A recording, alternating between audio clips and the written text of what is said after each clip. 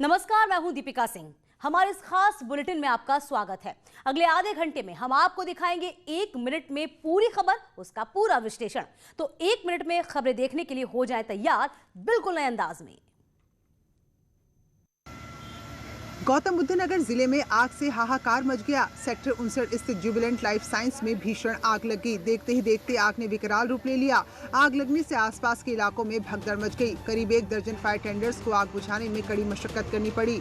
यहाँ पर दवा बनाने का रिसर्च सेंटर है। कई तरह के केमिकल भी यहाँ पर थे। आग से लाखों के नुकसान की आशंका है। आग के पीछे शॉर्ट सर्किट की आशंका जताई जा रही है। सर, आग लगी हुई है इसमें तकरीबन 5:30 बजे से। किस चीज़ की कंपनी है? दवाई की कंपनी है सर। आप लोगों को भागते हुए देखा था, बचते हुए? जी, हम तो पीछे वाली कंपनी में देखे, वहाँ से देख रहे थे ऊपर से। 5:30 बजे इसमें आग लगी हुई है। काफ़ी नहीं, नुकसान तो कोई नहीं हुआ। वैसे कंपनी का ही नुकसान है, वर्कर कोई अंदर नहीं था इसमें। आग की दूसरी तस्वीर दादरी तहसील की पुरानी बिल्डिंग की है, जहां आग से सरकारी दस्तावेज जलकर खाक हो गए। आग करीब शाम 5:30 बजे लगी। फायर ब्रिगेड की 3 गाड़ियों ने मौके पर पहुंचकर आग पर काबू पाया। स्थानीय लोग आग लगने के पीछे किसी साजिश से इनकार नहीं कर रहे। दोनों जगह पर जनहानि की सूचना फिलहाल नहीं है। कौशाम्बी जिले में जीटी रोड पर आज अजब नजारा देखने को मिला। लोगों के बीच मछली लूटने की ऐसी होड़ मची कि देखने वाले देखते ही रह गए। बताया जा रहा है कि प्रयागराज से मछलियों को लेकर ट्रक कानपुर जा रहा था। कौशाम्बी के अजुआ के पास ट्रक पलट गया, जिससे बड़ी संख्या में मछलियां सड़क पर गिर गई। सड़क पर गिरी मछलियों को उठाने के लिए लोगों में लूट मच गई। थोड़ी देर के लिए सड़क ही जाम हो गई। वहाँ मौजूद हर कोई सब कुछ छोड़कर मछली लूटने में जुट गया। कोई गमछे में, कोई झोले में, कोई पॉलिथीन में, जिसको जो मिला उसी में मुफ्त की मछलियां भर रहा था। पहले से आसपास रहने वाले लोग ही मछलियों को लूट रहे थे। बाद में वहां से जो भी गुजरता चला गया, नजारा देखकर अपने अपने वाहन छोड़कर मछली लूट का भागीदार बन गया। जीटी रोड पर मछली लूटने का सिलसिला काफी देर तक चलता रहा।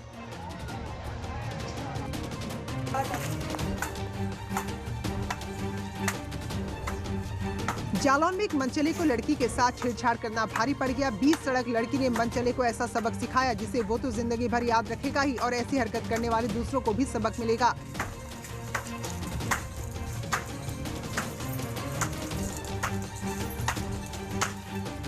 पलक झपकते ही लड़की ने मनचलों पर चप्पलों की बरसात कर दी। कदौरा थाना क्षेत्र का ये पूरा मामला है। छेड़छाड़ के आरोपी पर लड़की ने एक के बाद एक लगातार 55 बार चप्पल से वार किया। मनचले की मारपीट का वीडियो सोशल मीडिया में वायरल हो रहा है। बताया जा रहा है लड़का पिछले काफी समय से लड़की को परेशान कर रहा था और आए दिन छेड़छाड़ और फप्तियों से परेशान होकर लड़की ने आज 20 सड़क मनचले को सबक सिखा दिया। सोनभद्र में लव जिहाद के मामले ने तूल पकड़ लिया है। 2 दिन पहले प्रीतनगर इलाके में 21 साल की युवती की सिर कटी लाश झाड़ियों से मिली थी, जिसके बाद इलाके में हड़कंप मच गया। आनंद फानन में पुलिस ने खोजबीन शुरू की और सिर से करीब 100 मीटर की दूरी पर युवती का धड़ भी मिला। इसकी पहचान प्रीतनगर निवासी प्रिया के तौर पर की गई। पूरे मामले में लव जिहाद की आशंका व्यक्त की गई है। इसको लेकर हिंदूवादी संगठनों ने प्रदर्शन शुरू कर दिया और सड़क पर जाम लगाकर पुलिस के खिलाफ नारेबाजी की। जाम के चलते वाराणसी शक्तिनगर सड़क जाम हो गई और दोनों तरफ गाड़ियों की लंबी लाइन लग गई। लव जिहाद के बढ़ते मामलों को लेकर हिंदूवादी संगठन लगातार धरना प्रदर्शन कर रहे हैं, लेकिन इसके बाद भी मामले सामने आ रहे हैं। फिलहाल सोनभद्र में पुलिस ने सतर्कता बढ़ा दी है। कौशाम्बी में मारपीट का एक वीडियो सोशल मीडिया पर जमकर वायरल हो रहा है। वीडियो मंझनपुर कोतवाली चौराहे का बताया जा रहा है, जिसमें 2 लोग आपस में भिड़ गए और जमकर लात घुसे चले। उस वक्त तो लोगों ने समझा बुझाकर मामला शांत कर दिया, लेकिन दोनों युवक एक दूसरे को देख लेने की धमकी देने लगे। बताया जा रहा है कि दुकान के सामने खड़ी बाइक से दूसरे बाइक सवार टकरा गया, जिससे खड़ी बाइक गिर गई और कुछ सामान भी टूट गया। इसी बात को लेकर कहासुनी हुई, जो मारपीट में तब्दील हो गई। पूरी घटना कोतवाली से महज 100 मीटर की दूरी पर हुई, लेकिन पुलिस बेखबर बनी रही। अब वीडियो वायरल होने के बाद पुलिस जांच कराकर कार्रवाई की बात कर रही है। पुलिस भले ही घटना से अनजान हो, लेकिन मारपीट का वीडियो सोशल मीडिया में जमकर वायरल हो रहा है।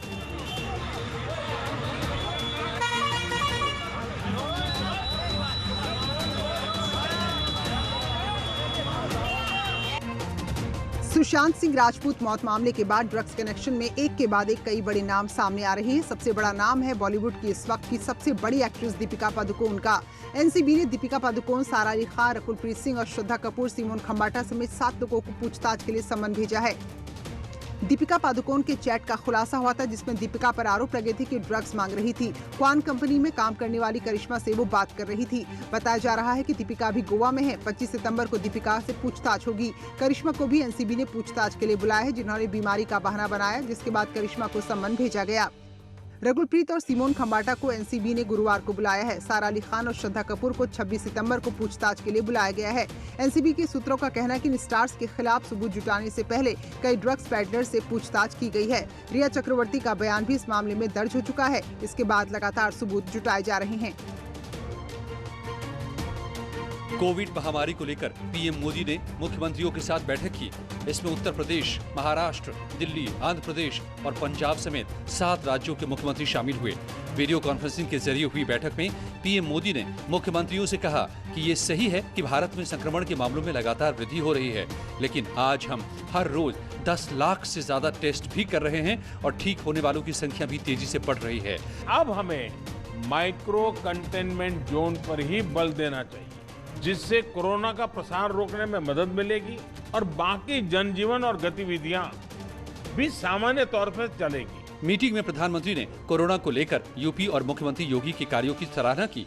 पीएम ने कहा कि अब हमें एक तरफ जहां कोरोना से जुड़े इंफ्रास्ट्रक्चर को मजबूत करना है, साथ ही ट्रैकिंग और ट्रेसिंग से जुड़ा नेटवर्क के संबंध में बेहतर ट्रेनिंग भी सुनिश्चित करनी है।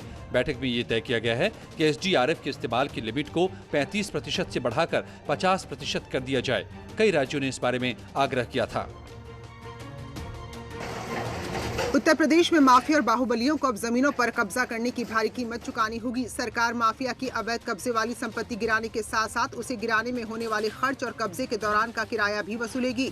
मुख्यमंत्री ने माफिया और बाहुबलियों के खिलाफ ऑपरेशन नेस्तनाबूद को और तेज करने के आदेश दिए हैं, जिसके मुताबिक सरकारी जमीनों पर माफिया और अपराधियों के अवैध कब्जे को पूरी तरह ढाया जाएगा। संपत्ति को गिराने में जो खर्च आएगा वो भी उनसे ही वसूला जाएगा और सरकारी जमीन और संपत्तियों पर कब्जे की अवधि का बाजार के भाव से किराया और हर्जाना भी देना होगा।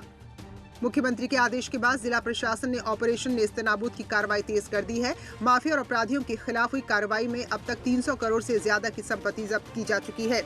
इनमें प्रयागराज में बाहुबली और पूर्व सांसद अतीक अहमद की 1 दर्जन से ज्यादा संपत्तियां शामिल हैं। इसके अलावा मऊ और गाजीपुर में मुख्तार अंसारी की, प्रयागराज में विजय मिश्रा के करीबी दिलीप मिश्रा की संपत्तियां भी शामिल हैं। मुख्यमंत्री योगी आदित्यनाथ ने किसानों को भरोसा दिलाया है कि मंडियों में उनकी फसलों की उचित कीमत मिलेगी। भारतीय किसान यूनियन के प्रतिनिधिमंडल के साथ मुलाकात में मुख्यमंत्री ने कहा कि न सिर्फ उत्तर प्रदेश में बल्कि किसी भी मंडी में किसानों की फसलें न्यूनतम समर्थन मूल्य से कम कीमत पर नहीं खरीदी जाएंगी। मुख्यमंत्री ने प्रतिनिधिमंडल को किसानों की समस्याओं के समाधान के लिए सरकार के प्रयासों की जानकारी दी और भरोसा दिलाया कि जल्द ही उनकी दूसरी समस्याएं भी सुलझा ली जाएंगी। किसान की फसल हाईवे के नाम पे, किसी भी अधिग्रहण के नाम पे उनकी फसलों को बर्बाद नहीं करा जाएगा और उनको टाइम दिया जाएगा और वे किसान अपनी फसल को काट ले। तो ये एक बड़ा आश्वासन है। हालांकि भारतीय किसान यूनियन ने 25 सितंबर को देश भर में केंद्र सरकार के कृषि बिल के खिलाफ प्रदर्शन में शामिल होने का ऐलान किया है। कांग्रेस, वाम दल और कुछ अन्य राजनीतिक दल बिल का विरोध कर रहे हैं। विरोधियों की दलील है कि बिल किसान विरोधी है और इससे किसानों को भारी नुकसान होगा। हालांकि विपक्ष के विरोध और हंगामे के बावजूद कृषि से जुड़े ये 2 बिल लोकसभा, राज्यसभा में पास हो चुके हैं। अब राष्ट्रपति के दस्तखत के बाद ये कानून बन जाएंगे। बिजनौर में पुलिस ने गौकशी में फरार आरोपी किरतपुर के नगरपालिका चेयरमैन अब्दुल मन्नान और उसके 4 साथियों के घरों पर गैर जमानती वारंट का नोटिस चस्पा कर दिया है। इन सभी पर गौशाला में गौकशी का आरोप है। पिछले दिनों पुलिस ने गौशाला में छापेमारी कर 6 आरोपियों को अवैध हथियारों समेत गिरफ्तार किया था, जबकि अब्दुल मन्नान अपने साथियों के साथ फरार हो गया। पुलिस को मौके से गौकशी में इस्तेमाल होने वाले धारदार हथियार और उपकरण भी मिले थे। गौकशी पकड़ी गई थी चेयरमैन मन्नान के गौशाला में, पशुशाला थी उसकी, उसमें गौकशी के अवशेष और असला वेपन काटने वाला पकड़ा गया था। तो NBW ले लिए हैं, जिनके घर पर चस्पा कर दिए गए। अग्रिम कार्रवाई और जो कानूनी कार्रवाई आगे की जाएगी। अब्दुल मन्नान बिजनौर के किरतपुर नगरपालिका परिषद का चेयरमैन है और समाजवादी पार्टी का स्थानीय नेता भी है। अब्दुल मन्नान को गौकशी का आरोपी बनाए जाने के खिलाफ समाजवादी पार्टी के स्थानीय यूनिट ने पिछले दिनों विरोध भी किया था। पुलिस ने अब्दुल मन्नान की गिरफ्तारी के लिए अलग अलग इलाकों में छापेमारी की है। दरअसल गौशाला के नाम पर अब्दुल मन्नान अवैध रूप से गौकशी करा रहा था। मुखबिर की जानकारी पर पुलिस ने छापेमारी की थी। समाजवादी पार्टी जिंदाबाद, जिंदाबाद, जिंदाबाद, जिंदाबाद। महोबा में व्यापारी इंद्रकांत त्रिपाठी की हत्या पर सियासत जारी है। कबरई में इंद्रकांत त्रिपाठी के परिवार से मिलने आ रहे समाजवादी पार्टी के प्रतिनिधिमंडल को पुलिस ने रास्ते में ही रोक लिया और सभी नेता कार्यकर्ताओं को हिरासत में ले लिया, जिसके बाद समाजवादी पार्टी के नेताओं ने हंगामा किया। महोबा जिले में 8 सितंबर को गोली लगने से घायल कबरई के क्रशर कारोबारी इंद्रकांत त्रिपाठी की इलाज के दौरान मौत हो गई थी। गोली लगने से एक दिन पहले 7 सितंबर को इंद्रकांत ने वीडियो जारी कर तत्कालीन एसपी मणिलाल पाटीदार पर अवैध वसूली और हत्या करा देने की आशंका जाहिर की थी। समाजवादी पार्टी मामले में डीएम और एसपी के खिलाफ हत्या की एफआईआर दर्ज कराने की मांग कर रही है। व्यापारी इंद्रकांत त्रिपाठी की हत्या की जांच एसआईटी कर रही है। मुख्यमंत्री के निर्देश पर एक हफ्ते में प्रारंभिक जांच रिपोर्ट सौंपी जाएगी। तत्कालीन एसपी मणिलाल पाटीदार को निलंबित कर दिया गया है।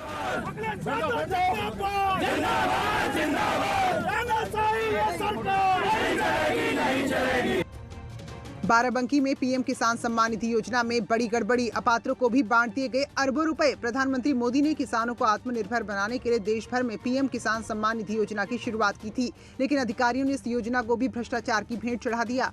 बाराबंकी की बात करें तो लगभग 2.5 लाख अपात्र लोगों को ये सम्मान निधि दे दी गई। अब जब मामले का खुलासा हुआ तो अपात्रों से धनराशि की वापसी का अभियान शुरू किया गया। वहीं इस खुलासे से विभाग के अधिकारियों में हड़कंप मचा हुआ है। हमारे किसान भाई हैं जो पात्र नहीं है, फिर भी उनके खातों में पैसा चला गया है। उसके लिए हम लोग उनसे अनुरोध कर रहे हैं कि वो लोग अपना देख लें। अगर वो पात्रता की श्रेणी में नहीं आते हैं तो जितने जल्दी हो सके उसका धनराशि जमा कर दें। ऑनलाइन पोर्टल है। अब किसानों ने पैसा लिया है या किसानों के नाम पर अधिकारी पैसा डकार गए हैं, ये भ्रष्टाचार है या लापरवाही, ये तो जांच के बाद ही पता चलेगा। लेकिन अभी रुपया वापस आएगा कैसे, ये अपने आप में बड़ा सवाल है। उप निदेशक कृषि कह रहे हैं कि इसमें कुछ अपात्र लोगों को भी पैसा चला गया था, जिसकी रिकवरी के लिए सूचना भेजी गई है। अगर धनराशि वापस जमा नहीं होती है तो संबंधित के खिलाफ कार्रवाई की जाएगी। सहकारिता विभाग में अखिलेश यादव सरकार के कार्यकाल में साल 2012 से 17 के बीच हुए भर्ती के घोटालों में दोषियों के खिलाफ मुकदमे जल्द दर्ज होंगे। सहकारिता विभाग में 2013 में राज्य भंडारण निगम में 96 पदों पर भर्तियां हुई थी, जिनमें अनियमितता पाई गई है। शासन की औपचारिक मंजूरी मिलते ही एसआईटी आरोपियों के खिलाफ मुकदमा दर्ज कर सकती है। एसआईटी ने जाँच में भर्तियों में हुई अनियमितता का मामला उजागर करते हुए गृह विभाग से मुकदमा दर्ज कर विवेचना कराने की सिफारिश की थी। हमारे माननीय मुख्यमंत्री जी जीरो टॉलरेंस है भ्रष्टाचार के प्रति, और आप मान कर चलें कि 2012 और 2017 के बीच में जितनी भी भर्तियां हुई हैं सबकी जांच हो रही है। जांच रिपोर्ट में यूपी कोऑपरेटिव बैंक लिमिटेड के तत्कालीन एमडी ओंकार यादव के अलावा तत्कालीन सचिव सेवा मंडल और वर्तमान प्रबंध निदेशक यूपीसीबी भूपेंद्र कुमार बिश्नोई, वर्तमान एमडी पैक्सफेड धीरेन्द्र सिंह वर्मा के साथ आवास विकास परिषद में तैनात वरुण मिश्रा और निबंधक सहकारिता के कार्यालय के कुछ अधिकारियों का भी नाम है। गौतम बुद्ध नगर जिले के दनकौर में शर्मसार करने वाली तस्वीरें सामने आई, जब 2 जवान बेटों ने अपने बुजुर्ग पिता को सड़क पर घसीटते हुए पीटा और फिर सड़क पर फेंक कर भाग गए। बुजुर्ग तड़पते रहे, लेकिन काफी देर तक किसी ने उनकी मदद नहीं की। सड़क पर जा रहे लोग बुजुर्ग को बचाने के बजाय घटना का वीडियो बना रहे थे। न्यूज 18 पर खबर चलने के बाद गौतम बुद्ध नगर पुलिस एक्शन में आई और वीडियो के आधार पर दोनों आरोपी फरार बेटों को गिरफ्तार कर सलाखों के पीछे भेज दिया। बताया जा रहा है कि संपत्ति को लेकर पिता और पुत्रों में अक्सर कहासुनी होती थी और आए दिन बेटे संपत्ति का बंटवारा करने की मांग करते थे। आज भी वही हुआ, जिससे पिता ने नाराजगी जताई और इसके बाद बेटे भड़क गए और बीच सड़क पर अपने पिता को बुरी तरह पीट दिया। मेरठ के निजी स्कूल ऋषभ एकेडमी की महिला शिक्षकों ने स्कूल के संचालक और उसके बेटे की गिरफ्तारी की मांग की है। इनका आरोप है कि स्टाफ टॉयलेट में कैमरा लगाने के मामले में संचालक रंजीत जैन और उसके बेटे के खिलाफ मुकदमा दर्ज होने पर उनको धमकी मिल रही है। शिक्षकों का आरोप है कि रंजीत जैन ने उन्हें बदनाम करने की धमकी दी है। महिला शिक्षकों का ये भी आरोप है कि सुबह रंजीत जैन एक टीचर के घर पहुँचा और उसने टीचर को FIR वापस लेने के लिए कहा और FIR वापस न लेने पर महिला शिक्षकों को बदनाम करने की धमकी दी। आपने उन टीचर्स का वेतन बढ़ा दिया और हमारा नहीं बढ़ाया कि हम काम नहीं करते। अगर हम काम नहीं करते तो आपने हमसे पूछा क्यों नहीं कि आप काम नहीं करते? जो भी है, हाँ धमकी दी कि बोला कि बदनाम कर दूंगा और कोर्ट में घसीटूंगा, मेरा कैरेक्टर के लिए मैं लड़ूंगा तो आप भी बदनाम हो जाओगे। आपको बता दें, ऋषभ एकेडमी के लेडी स्टाफ टॉयलेट में कैमरा मिलने के बाद महिला शिक्षकों ने पुलिस से इसकी शिकायत की है। FSL टीम और सदर बाजार थाने की टीम मिलकर मामले की जाँच कर रही है। बुलंदशहर में न्यूज 18 की खबर का दमदार असर हुआ। मरीज के रिश्तेदार से गाली गलौज करने वाले सामुदायिक स्वास्थ्य केंद्र के CMS AP सिंह को पद से हटा दिया गया है। DM के आदेश पर एक कार्रवाई हुई है। मुख्य चिकित्सा अधिकारी ने सिकंदराबाद CHC के आरोपी CMS को पद से हटाकर जिला मुख्यालय से अटैच कर दिया और पूरे मामले की जांच ACMO को सौंप दी है। मरीज के रिश्तेदार ने आरोपी CMS की शिकायत मुख्यमंत्री पोर्टल पर की थी। दरअसल CMS AP सिंह का गाली गलौज वाला ऑडियो वायरल हो गया था। इस ऑडियो में एक मरीज के रिश्तेदार ने उनके एक डॉक्टर से शिकायत की थी, जिस पर CMO साहब की कार्रवाई के बाद कल रात 9 बजे मेरे पास धमकी भरे फ़ोन आने शुरू हो गए। डॉक्टर साहब ने, जो यहाँ के AP सिंह है, मुख्य चिकित्सा अधीक्षक, उन्होंने मुझे गंदी गंदी गालियाँ दी और जान से मारने की धमकी दी है। न्यूज 18 ने प्रमुखता से खबर दिखाई, जिसके बाद आरोपी के खिलाफ एक्शन हुआ है। Welcome back. खबर 1 मिनट में देखते हैं कुछ और खबरें भी। केंद्रीय रेल राज्य मंत्री सुरेश अंगड़ी का दिल्ली के एम्स में निधन हो गया। 65 साल के अंगड़ी कोरोना वायरस से संक्रमित थे। सुरेश अंगड़ी के अचानक निधन से सियासी गलियारों में शोक की लहर दौड़ पड़ी है। PM मोदी ने अंगड़ी के अचानक चले जाने पर शोक व्यक्त किया। सुरेश अंगड़ी एक असाधारण कार्यकर्ता थे, जिन्होंने कर्नाटक में पार्टी को मजबूत बनाने के लिए कड़ी मेहनत की। वो एक समर्पित सांसद और प्रभावी मंत्री थे, जो पूरे स्पेक्ट्रम में प्रशंसा के पात्र थे। उनका निधन दुखद है। इस दुख की घड़ी में मेरे विचार उनके परिवार और दोस्तों के साथ हैं। शांति। प्रधानमंत्री नरेंद्र मोदी ने कुछ इस तरह से दुख व्यक्त किया है। कर्नाटक के बेलगावी लोकसभा सीट से बीजेपी सांसद सुरेश अंगड़ी 16वीं और 17वीं लोकसभा के सदस्य रहे। अंगड़ी ने 11 सितंबर को ट्वीट कर कोरोना पॉजिटिव होने की खबर दी थी।